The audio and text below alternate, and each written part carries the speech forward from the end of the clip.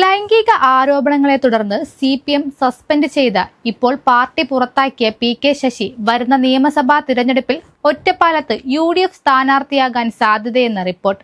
ഒറ്റപ്പാലത്ത് UDF പിന്തുണയോടെ CPM വിമതരുടെ കൂട്ടായ്മ രൂപീകരിക്കുന്ന പാർട്ടിയുടെ സ്ഥാനാർത്ഥിയായി മത്സരിക്കാനാണ് ശശിയുടെ നീക്കമെന്നാണ് വിവരം. തെരഞ്ഞെടുപ്പിൽ മത്സരിക്കുന്നതിന് സഹായം തേടി ഒറ്റപ്പാലം മണ്ഡലത്തിലെ UDF നേതാക്കളുമായി PK ശശി കൂടിക്കാഴ്ച നടത്തിയിരുന്നതായും റിപ്പോർട്ടുകളുണ്ട്.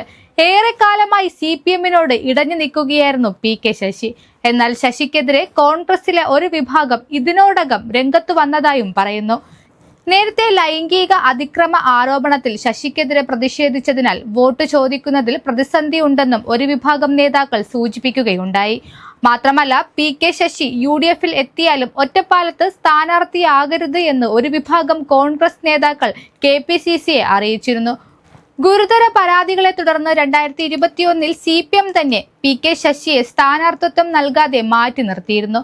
ലൈംഗിക അതിക്രമ ആരോപണത്തിൽ അന്ന് PK ശശിക്കെതിരെ വ്യാപക പ്രതിഷേധം നടത്തിയവർ വോട്ട് ചോദിച്ചിറങ്ങുന്നതിൽ ബുദ്ധിമുട്ടുണ്ടെന്നും ഒരു വിഭാഗം നേതാക്കൾ വ്യക്തമാക്കി. കോൺഗ്രസ് നേതാവ് ഹരിഗോവിന്ദനെയോ യൂത്ത് കോൺഗ്രസ് നേതാവ് OK ഫറൂഖിനെയോ ഒറ്റപ്പാലത്ത് പരിഗണിക്കണമെന്നാണ് അവരുടെ ആവശ്യം. എന്നാൽ പാലക്കാട് നടക്കുന്ന CPM വിമത കൺവെൻഷനിൽ 100 കണക്കിന് പേർ മുദ്രാവാക്യം വിളിയോടുകൂടെയാണ് PK ശശിയെ സ്വീകരിച്ചത്. കൺവെൻഷനിലേക്ക് മണ്ണാർക്കാട്, ചിറ്റൂർ, വടക്കാഞ്ചേരി മേഖലകളിൽ നിന്നാണ് കൂടുതൽ പേർ എത്തിയത്. പാർട്ടിയുമായി ഇടഞ്ഞ ശശിക്ക് കിട്ടുന്ന സ്വീകാര്യത വരുന്ന തിരഞ്ഞെടുപ്പിൽ CPMന് തിരിച്ചടിയാകുമെന്നും സൂചനകളുണ്ട്.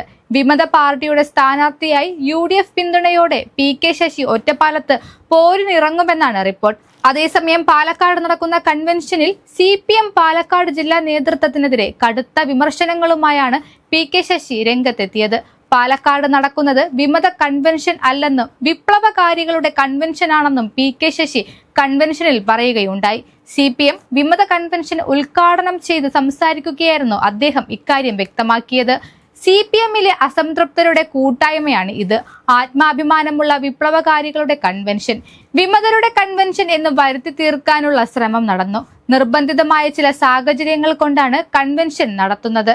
ഞങ്ങൾ ആഗ്രഹിച്ചതല്ല ഇതെന്നും നിർബന്ധിതമാണ് ഇതെന്നും PK ശശി കൺവെൻഷനിൽ സംസാരിക്കവേ വ്യക്തമാക്കി. CPM പാലക്കാട് ജില്ലാ സെക്രട്ടറി EN സുരേഷ് ബാബുവിനെ ലക്ഷ്യമിട്ടായിരുന്നു ശശിയുടെ പ്രസംഗത്തിലെ പ്രധാന ആരോപണങ്ങൾ. മുൻപ് പ്രമുഖർ ഇരുന്ന കസേരയിൽ ഇന്ന് ഒരു സ്പിരിറ്റ് കച്ചവടക്കാരനാണ് ഇരിക്കുന്നതെന്ന് അദ്ദേഹം പരിഹസിച്ചു. കള്ളിൽ സ്പിരിറ്റ് കലർത്തുന്നവരാണ് പാർട്ടിയെ നയിക്കുന്നതെന്നും സ്പിരിറ്റ് കേസിലെ പ്രതികളെ ചോദ്യം ചെയ്തവരെ വേട്ടയാടുകയാണെന്നും അദ്ദേഹം കുറ്റപ്പെടുത്തി. കള്ളു കുടിച്ചിരിക്കുമ്പോഴാണ് പാർട്ടിയിലെ ലോക്കൽ സെക്രട്ടറിമാരെ തീരുമാനിക്കുന്നതെന്നും പാർട്ടികൾ ദുരുപയോഗം ചെയ്ത് തോന്നിവാസമാണ് നടത്തുന്നതെന്നും അദ്ദേഹം ആരോപിച്ചു. അധികാരം ഉപയോഗപ്പെടുത്തി എന്തെല്ലാം തോന്നിവാസങ്ങളാണ് പാലക്കാട് ജില്ലയിൽ ചെയ്തു കൂട്ടിയത്? എത്ര പേർക്കെതിരെ നടപടിയെടുത്തു? ക്രൂരമായി ആക്രമിക്കപ്പെടുകയും പീഡിപ്പിക്കപ്പെടുകയും ചെയ്തു. ഇത് കമ്മ്യൂണിസ്റ്റ് പാർട്ടി അനുവദിക്കാൻ പാടുണ്ടോ? പണപ്പിരിവിന് യാതൊരു കുറവുമില്ല. എല്ലാ മാസവും എന്തെങ്കിലും പിരിവുണ്ടാകും. ഇങ്ങനെ പിരിവുണ്ടായ കാലം ഉണ്ടായിട്ടില്ലെന്നും കൺവെൻഷനിൽ സംസാരിക്കവേ PK ശശി സൂചിപ്പിച്ചു. PK ശശി UDF പിന്തുണയിൽ പാലക്കാട് നിന്നും മത്സരിക്കുമോ? നിലവിലെ MLA നേരിടുന്ന അതേ ആരോപണങ്ങളുമായി നിൽക്കുന്ന PK ശശിയെ പാലക്കാട്ടെ ജനങ്ങൾ സ്വീകരിക്കുമോ എന്നൊക്കെയാണ് ഇനി അറിയേണ്ടത്. തിരഞ്ഞെടുപ്പ് അടുക്കുമ്പോൾ നടക്കുന്ന ഇത്തരം ചട്ടങ്ങൾ ഇനിയും ഉണ്ടാകും.